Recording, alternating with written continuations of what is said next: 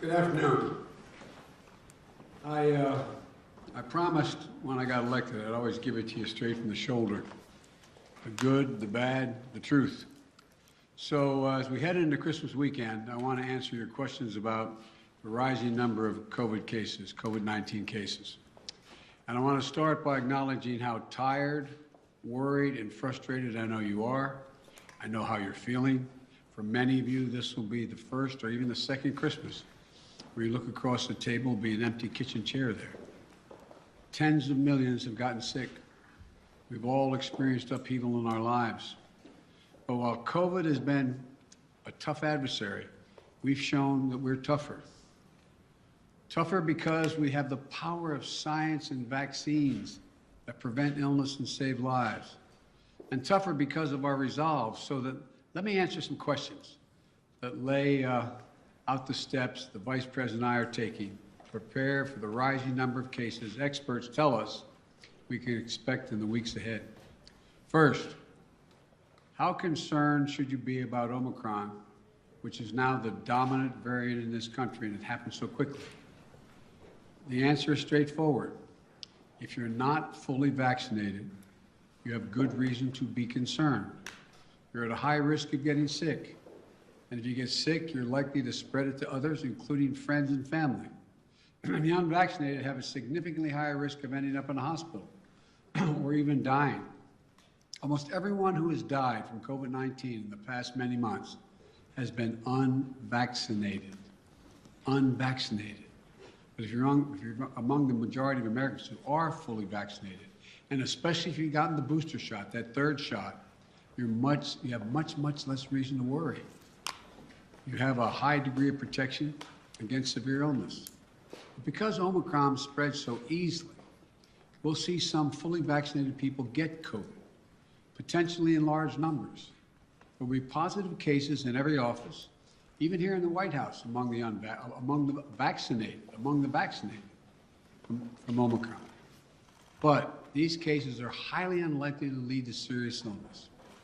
Vaccinated people who get COVID may get ill, but they're protected from severe illness and death. That's why you should still remain vigilant. According to our doctors, even if you're fully vaccinated, you should wear a mask when indoors and in public settings. Wearing a mask provides extra protection for you and those around you. And I know some Americans are wondering if you can safely celebrate the holidays with your family and friends. The answer is yes, you can. If you and those you celebrate with are vaccinated, particularly if you've gotten your booster shot. If you are vaccinated and follow the precautions that we all know well, you should feel comfortable celebrating Christmas and the holidays as you planned it. You know, you've done the right thing because you enjoy the holiday season. And thanks to the progress on vaccinations this fall, we've gone from nearly 90 million adults in July who had not even started their vaccination process to fewer than 40 million today. Still too many, but down from 90 to 40. All these people who have not been vaccinated, you have an obligation to yourselves, to your families, and quite frankly, I know I'll get criticized for this, to your country. Get vaccinated now. It's free. It's convenient. I promise you, it saves lives. And I honest to God believe it's your patriotic duty. Another question folks are asking is, what can you do to make yourself and your family feel safer and be safer? The answer is simple. Get your booster shot. Wear a mask. Our doctors have made it clear. Booster shots provide the strongest of protections. Unfortunately, we still have tens of millions of people who are eligible for the booster shot but have not yet gotten it. They've gotten the first two shots, but they've not gotten the booster. Folks, the booster shots are free and widely available. Over 60 million Americans, including 62% of eligible seniors, our most vulnerable group, have gotten their booster shots. I got my booster shot as soon as they were available. And just the other day, former President Trump announced he had gotten his booster shot. Maybe one of the few things he and I agree on. People with booster shots are highly protected.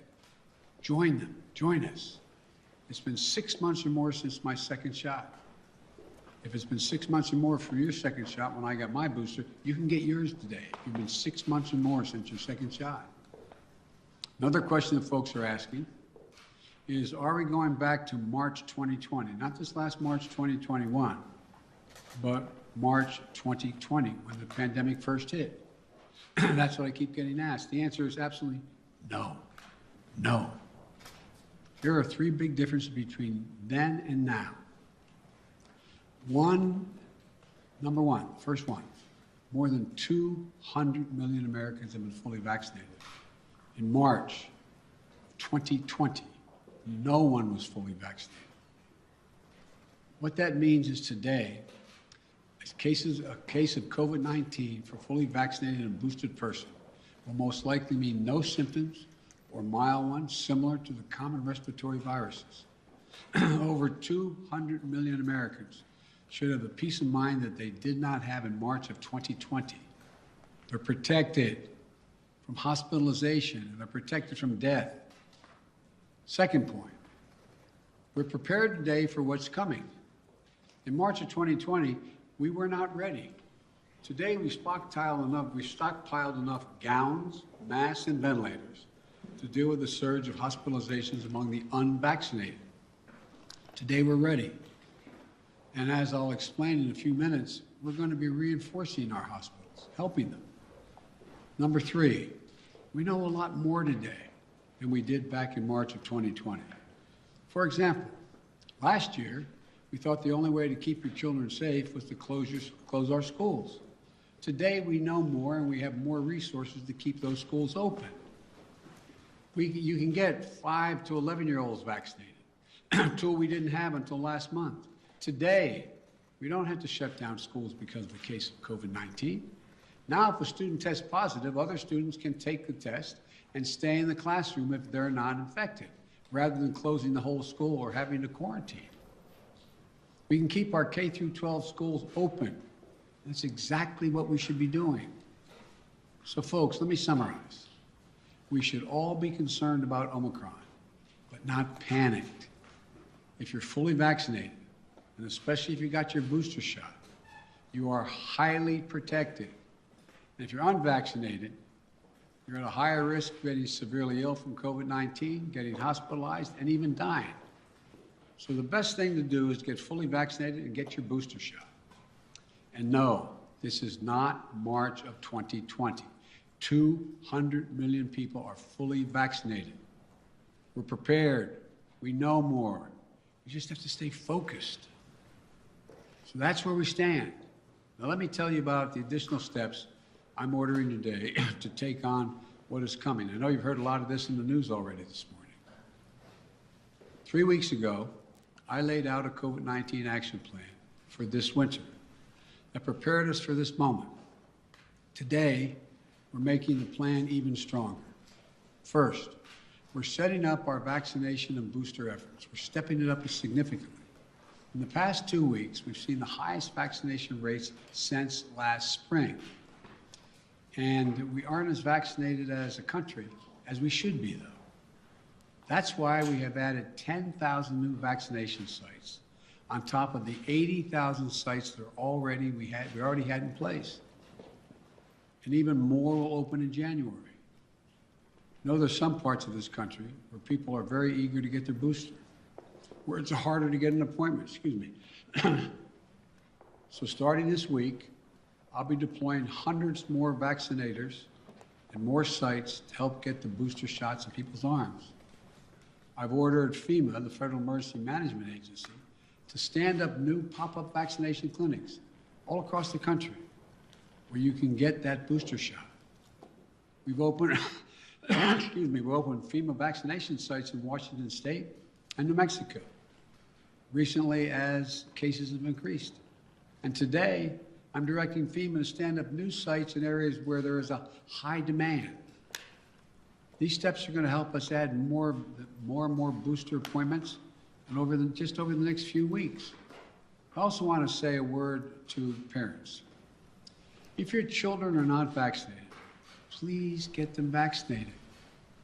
If you're a parent, understandably, who waited to see how the first shots went with other kids, before getting your own kid vaccinated, you can stop waiting. 6 million children in our country, ages 5 to 11, are vaccinated.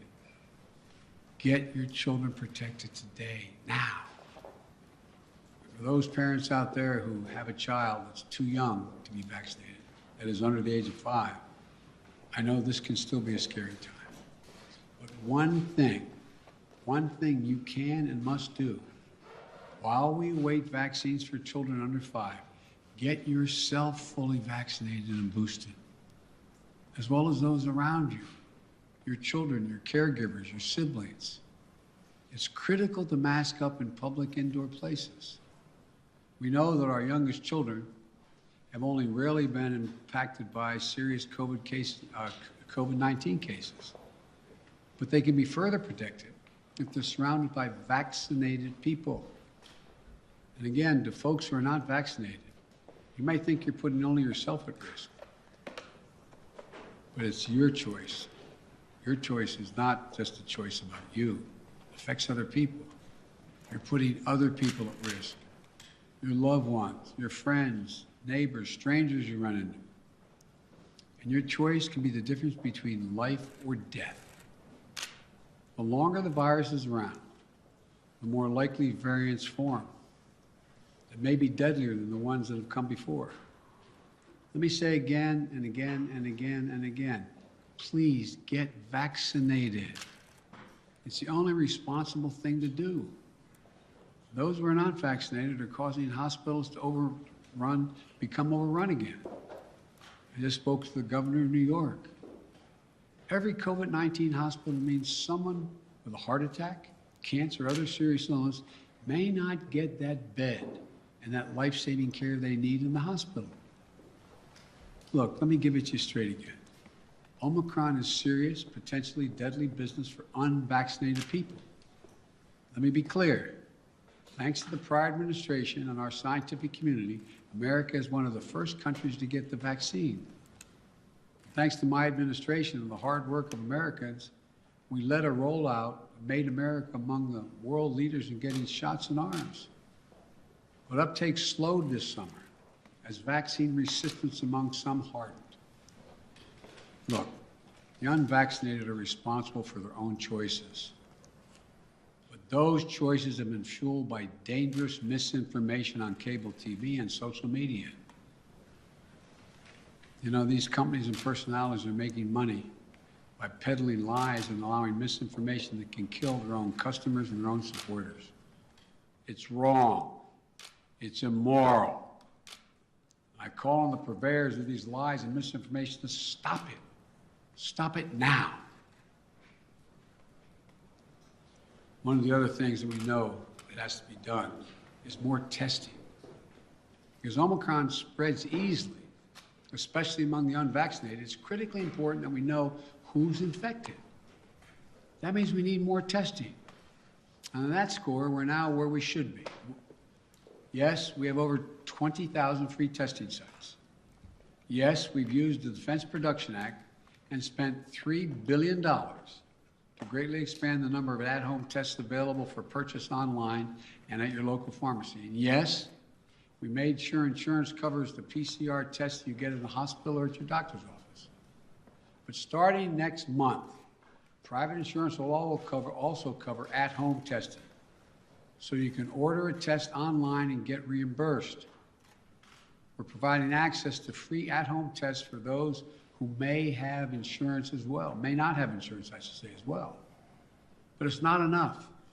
We have to do more. We have to do better, and we will. Starting this week, the federal government will set up emergency testing sites in areas that need additional testing capacity. Before Christmas, the first several of these federal testing sites will be up and running in New York City, with many more to come. This free testing is going to help reduce the waiting lines, the time you have to stand there, and sometimes it's an hour or more. We're going to continue to add federal testing sites where needed, so that if you want an immediate test, there'll be a place where you can go get it. We also need to do better with at-home testing. So I'm announcing today, the federal government will purchase $500 million that's not million, billion with a B, additional at-home rapid tests with delivery starting in January. We'll be getting these tests to Americans for free. And we'll have websites where you can get them delivered to your home. We've arranged for it to be easier for you to find a free COVID testing site near you on Google. Just enter COVID test near me in the Google search bar, and you can find a number of different locations nearby where you can get tested. We're going to continue to use the Defense Production Act, as we did earlier this month, to make sure we're producing as many tests and as quickly as possible. The bottom line is it's a lot better than it was, but we're taking even more steps to make it easier to get tested and get tested for free. Next, we're preparing hospitals for what's coming. Those 40 unvaccinated adults have a good chance of getting COVID-19, and some of you will get very sick. That'll mean hospitals are going to get extremely stressed again, both in terms of equipment as well as personnel to care for those who get sick. That's why my administration has stockpiled and pre-positioned millions of gowns, gloves, masks, and ventilators. We call it PPP. We're ready to send them immediately to any state that needs more. In addition, I've directed the Pentagon to mobilize an additional 1,000 troops to be deployed to help staff local hospitals and expand capacity. That's 1,000 military doctors, nurses, and medics. We've already started moving medical teams. They've already landed in Wisconsin and Indiana this week. This is on top of 300 federal medical personnel that are now on the ground, having deployed since we learned about Omicron. Look, while we know staffing is the biggest need for hospitals, some may need more beds as well. We're prepared. I've directed FEMA to activate the National Response Center and begin deploying teams now to provide additional hospital beds. We'll begin to construct emergency capacities near hospitals, in parking garages, and nearby buildings to be ready if needed. And the federal government is paying for all of this, period, all of it. Further, FEMA will deploy hundreds of ambulances and EMS crews so that if one hospital fills up, we can transport patients to beds elsewhere. This week, we'll send dozens of ambulances to New York and Maine because the COVID is spreading very rapidly to help transport patients. Our doctors, nurses, hospital staffs have gone above and beyond during this pandemic. The strain and stress is real. I really mean it. It's real. And we'll have their backs, though. We have to let them know we have their backs. Finally, we're making sure that COVID-19 no longer closes businesses or schools. Last week, the federal court reinstated my administration's vaccination or test. The vaccination or test rule for businesses with more than 100 employees. The rule requires employers with 100 or more employees to protect their workers who are on site and indoors with the requirement that they be vaccinated or tested each week or go home. These rules are going to keep workers safe, and keep workers safe will help keep businesses open. If people are vaccinated or tested, they are much less likely to get sick and less likely to spread it to others. Customers are more likely to come in and shop because they know it's a safe environment. I know vaccination requirements are unpopular for many, and not even popular for those who are anxious to get them. My administration has put them in place not to control your life, but to save your life and the lives of others. Where 400,000 Americans died from COVID this calendar year, and almost all were unvaccinated. Almost all were preventable. The rule is legal and effective. It's going to save thousands of American lives. We must also keep our K-12 schools open. Look, the science is clear and overwhelming. We know how to keep our kids safe from COVID-19 in school. K through 12 schools should be open, and that safety is increased if schools require all adults who work in the schools to get vaccinated and take the safety measure that the CDC has recommended, including masking. I got Congress to pass billions of dollars in school improvements, ventilation and social distancing. Schools should be safer than ever from COVID-19. And just Friday, the CDC issued a test to stay guidelines. So schools can stay open and kids can stay in class even if a classmate tests positive. COVID-19 is scary, but the science is clear. Children are safe are as safe in school as they are any place, assuming the appropriate precautions have been taken and they've already been funded. Let me close with this. I know you're tired. I really mean this, and I know you're frustrated. We all want this to be over, but we're still in it. And this is a critical moment. We also have more tools than we ever had before. We're ready. We'll get through this. As we head into the holidays, I want us to all keep the faith. I want to sincerely thank you for your perseverance, your courage, your countless acts of kindness, love, and sacrifice during these last 2 years. Throughout our history, we've been tested as a people and as a nation through war and turmoil. We had to ask whether we'd be safe, whether we'd be okay, whether we'd get back to who we are. We've always endured because remember, there is no challenge too big for America. I mean this from the bottom of my heart, no challenge. We've come through better and stronger because we stay together as the United States of America. That's what we have to keep doing today. We can do this together. I guarantee you. May God bless you all, and may God protect our troops. And happy holidays. God love you all. Thank you. Mr. President, on testing, sir, you said we have to do better, but public health officials have been saying for months you need to surge rapid tests for just this moment. Is it a failure that you don't have an adequate amount of tests for everyone to be able to get one if they need one right now? No, it's not, because COVID is spreading so rapidly. If you notice, it just happened almost overnight, just in the last month. What's your message? Mr. President.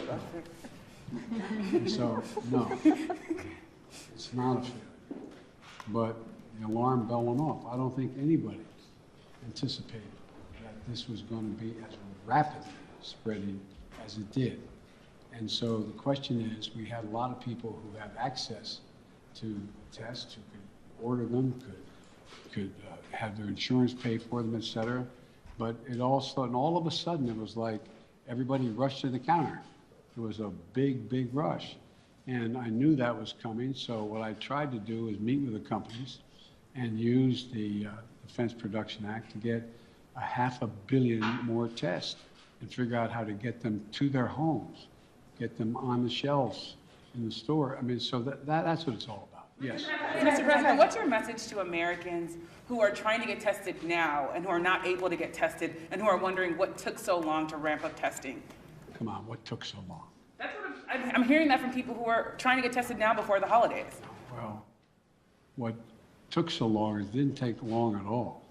What happened was the Omicron virus spread even more rapidly than anybody thought. If I had told you 4 weeks ago that this would spread by a day-to-day basis, it would spread by 50, 100%, 200%, 500%. I think you would have looked at me and said, Biden, what are you drinking? But that's what it did. Now, we don't know what's going to happen from here.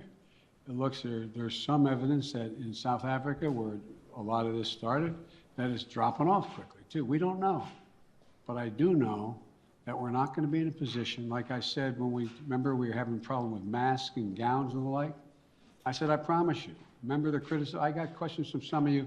Why are you still paying for all these masks and gowns? Why are you stockpiling this? Because we don't know. Turns out we're going to need it. In the back, and then.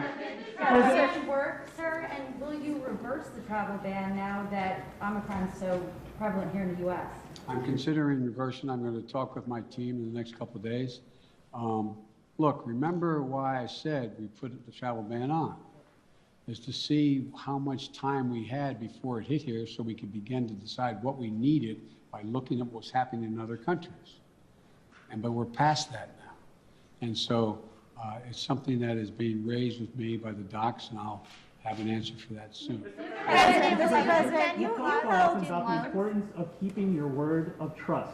Do you believe Senator Manchin kept his word to you? And how do you rebuild trust with progressives in your party to advance your legislation now? You know, I told you before, you've heard me say this before, some people think maybe I'm not Irish because I don't hold a grudge. Look, I want to get things done. I still think there's a possibility of getting Build Back Better done. And what I don't want to do is get into, and Joe went on TV today, and I don't know whether it's TV or not, I'm told he was speaking to the Liberal caucus in the House and said, Joe Biden didn't mislead you, I misled you. And so look, I'm not looking for, let me say something. You saw what happened yesterday. All the talk about how my Build Back Better plan was going to increase inflation, going to cause these debts and all the like. What happened? Goldman Sachs and others said, if we don't pass Build Back Better, we're in trouble because it's going to grow the economy. Without it, we're not going to grow. And what happened? Stock prices went way down. It took a real dip. If you take a look, everybody thinks because I quoted 17 Nobel laureates saying this is going to help inflation. Think about it in terms of you're a hard-working person and you're making 60 grand if you're alone, or your mom are just on her own, or if you're making 80 grand, mom and dad 90 grand like a lot of people do, and you're worried about inflation, you should be worried about it because it's a devastating thing for people who are working class and middle class folks. It really hurts. Where is most of the cost now? The cost is finding in gasoline, even though I was able to bring it down 12 cents a gallon, will come down more, I believe. We talked about what the cost in food prices going up, et cetera. But look what's in Build Back Better. Child care. You can reduce it by up to 70%. That'll be the difference between 20 million women who aren't back in the workforce being able to go back if you pass it. We're talking about health care, insulin. In a situation, we got 200,000 kids with type 1 diabetes. You know what it's costing? It cost somewhere between 10 cents and $10 to come up with a formula, okay? A while ago, right? You know what it's costing on average? $560, $640 a month, up to $1,000 a month. What do you do if you're a mom and a dad working with minimum wage, busting your neck? You look at your kid, and you know if you don't get that vaccine for him, if you don't get that drug for him, if you don't get be able to take that, what happens? They're likely to go in a coma, maybe die. Not only do you put the kid's life at stake, you strip away all the dignity of a parent looking at their child. I'm not joking about this. Imagine being a parent, looking at a child, and you can't afford. You have no house to borrow against. You have no savings. It's wrong. But all the things in that bill are going to reduce prices and cost for middle class and working class people. It's going to reduce their costs. What's inflation? Having to pay more than the money you have because things have gone up. Well, bring down all those costs across the board, from child care to a child care tax credit. But I'm not supposed to be having this press conference. Mr.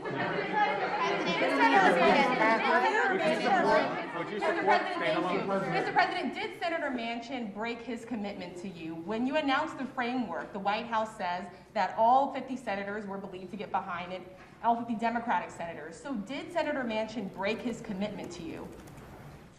Senator Manchin and I are going to get something done. Thank you. Are you still carrying the card with the phone tax on it? Sir, do you still have the card with the desk? Ukraine, sir.